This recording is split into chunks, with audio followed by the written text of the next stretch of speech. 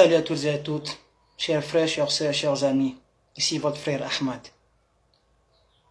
Mes frères, mes sœurs, généralement lorsqu'une personne meurt, on fait des invocations pour cette personne, n'est-ce pas? Que la terre lui soit légère, rip, en abrégé, que reste in peace, repose en paix. On met des émoticônes en larmes, des dessins en train de pleurer, on met des fonds noirs, on ne sait même pas tout ça d'où ça vient, mais on le fait quand même. Tout ceci dans l'espoir que Dieu ait pitié de la personne, dans l'espoir que l'âme de la personne décédée repose en paix, pour que la personne ait le salut éternel. On le fait, n'est-ce pas? Mais pourquoi est-ce qu'on se souvient de la mort que seulement lorsque quelqu'un meurt? Parce que ça, c'est un grave défaut. C'est l'une des armes de destruction les plus dangereuses que le Satan possède. Plonger l'homme dans ce qu'on appelle al-rafla, l'indifférence, l'oubli. J'oublie la mort. Quand tu oublies la mort, tu ne peux pas faire du bien. Jamais. Tu ne peux pas te souvenir de Dieu. Mais pourquoi on se souvient de la mort que lorsque quelqu'un meurt? Voilà une question à se poser. Ça, c'est un. De deux, le Coran nous dit, l'être humain, l'être humain aura dans l'au-delà que ce que lui-même, il a œuvré pour lui-même. Que ce que lui-même il faisait pour lui. Et que ces œuvres-là, il les verra. Il verra ces œuvres-là. Ensuite, il aura une récompense pleinement juste, pleinement méritée, en châtiment ou en bonheur éternel. Mes frères, avant que les gens vont se mettre à pleurer pour toi, à mettre des ripes, la question que j'aimerais te poser, en tant qu'un jeune qui s'adresse à ses frères jeunes, pas en tant qu'un imam ou un oustaz, non. Je ne suis pas imam, je ne suis pas oustaz. Même dans la vraie vie, je ne suis pas ça. Parce que certaines personnes m'appellent imam. Je ne sais pas, vous avez pris ça, mais j'ai rien à voir avec ces choses-là. Dans ma vie active quand même. La question que j'aimerais te poser, c'est combien de fois t'es-tu réveillé dans la nuit pendant que tout le monde dort et que tu as pleuré comme quelqu'un qui avait perdu toute sa fortune, et que tu as pleuré comme quelqu'un qui avait perdu sa femme, et que tu as pleuré comme quelqu'un qui avait perdu sa mère, dans le seul but, pleurer comme ça, dans le seul but de demander à Dieu d'avoir pitié de toi le jour où tu seras dans ta tombe. Combien de fois tu fais ça? Tu pleures, Seigneur, le jour où je serai dans ma tombe, ce jour-là, fais-moi grâce, aie pitié de moi. Parce que c'est ça. Le Coran dit c'est ça qui pourra te sauver. Ce que toi-même tu fais pour toi aujourd'hui. Là-bas tu vas pleurer, mais là-bas les larmes n'ont aucune importance.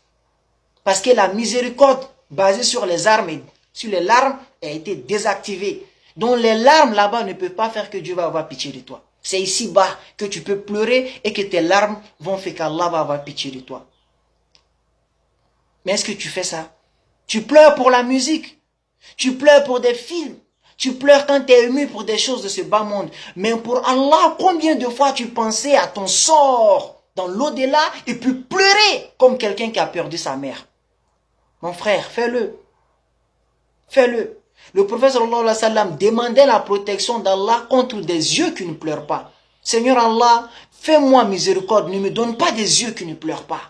Toi, quand tu pleures, c'est seulement pour les choses de ce bas monde. Tu n'as jamais pensé à Dieu pour pleurer. Dieu dit, le prophète sallallahu alayhi wa sallam ne voulait pas avoir ce type de yeux-là. Et c'est ça que nous, on a aujourd'hui.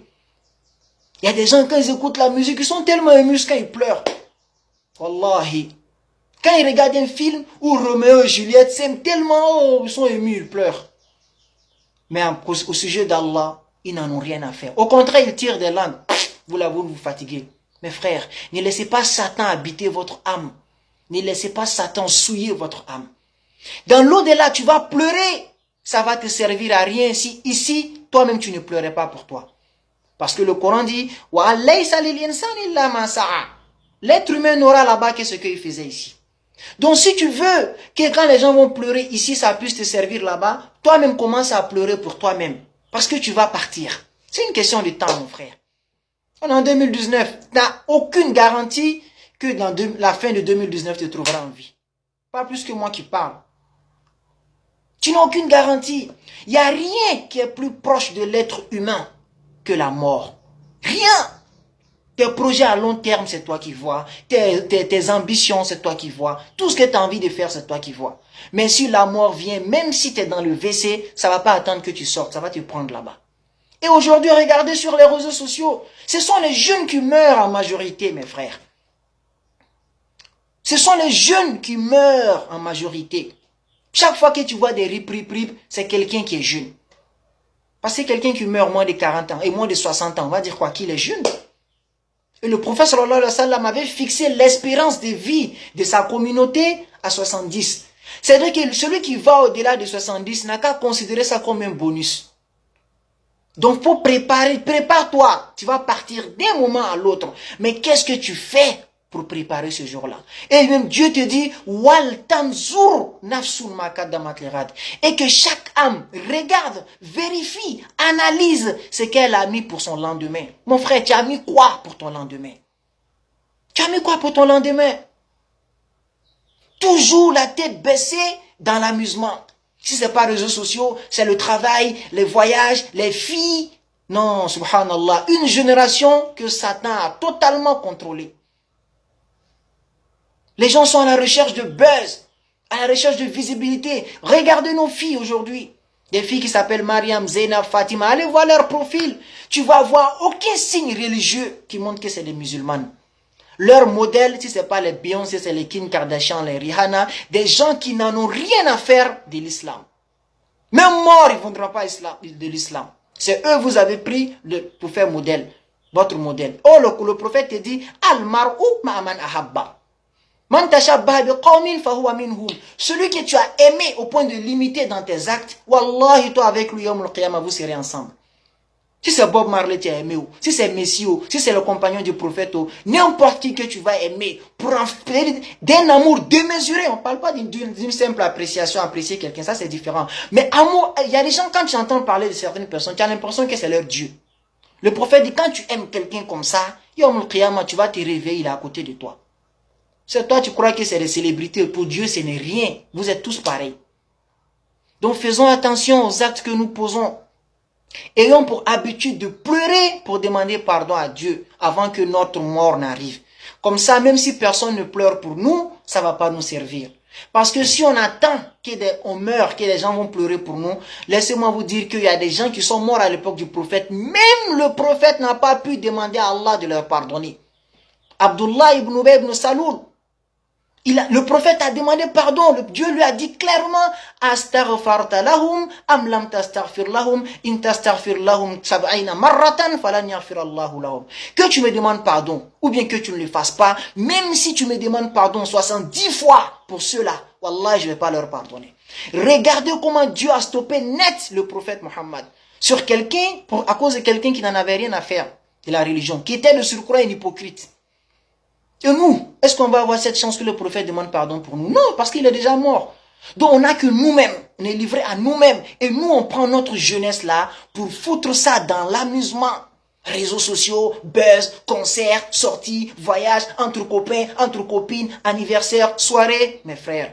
Jusqu'à ce que la mort vienne faire baktatan, bam, c'est fini. Et là, les amis viennent mettre des voiles avec des rips. Ça fait rire, mon frère. Ça fait rire, ma soeur. Aujourd'hui, pleure pour toi, pour que demain tu sois en paix. Si tu écoutes ce conseil-là, wallahi, tu auras les mérites. Tu vas avoir les bénéfices. Moi, je ne parle pas parce que je suis qualifié, non. Mais c'est le Coran qui nous demande, Wadakir, fais des rappels. Fais des rappels. Quand tu fais des rappels, toi-même, ça te sert. C'est comme quand tu prends l'eau et tes vêtements et que tu laves. L'objectif peut-être de rendre tes vêtements propres, mais ta main profite pour devenir propre. Donc, quand tu fais des rappels, toi-même, tu purifies ton âme. Voilà pourquoi on le fait. On n'est pas là pour se faire voir ou non. Wallahi, on n'a pas besoin de ça. Parce que se faire voir là, c'est un temps. Et puis après, ça passe. Mais quand là, tu donnes les mérites, c'est éternellement. En tant que jeune, souviens-toi de Dieu. Pleure souvent. Demande pardon à Dieu dans la tombe de t'épargner. Aujourd'hui, fais-le régulièrement. Comme ça, demain, tu seras en paix. C'est le message que je voulais passer dans cette vidéo. Salam alaikum.